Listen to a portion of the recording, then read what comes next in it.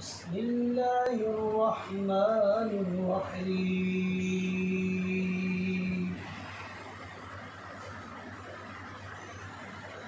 والتين والزيتون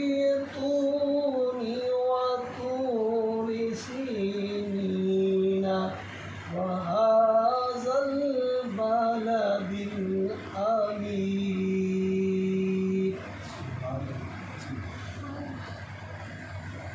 لقد خلقنا الإنسان في أحسن تقويم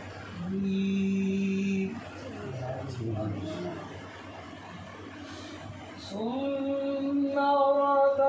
رددناه أسفل سافلين إلا الذين آمنوا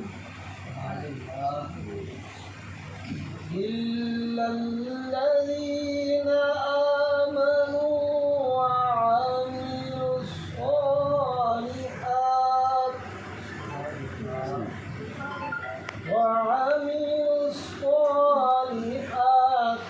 فلهم أجر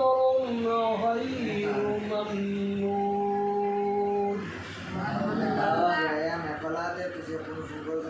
فما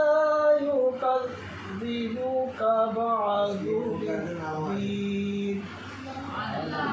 أليس الله بأحكم الحاكمين صدق الله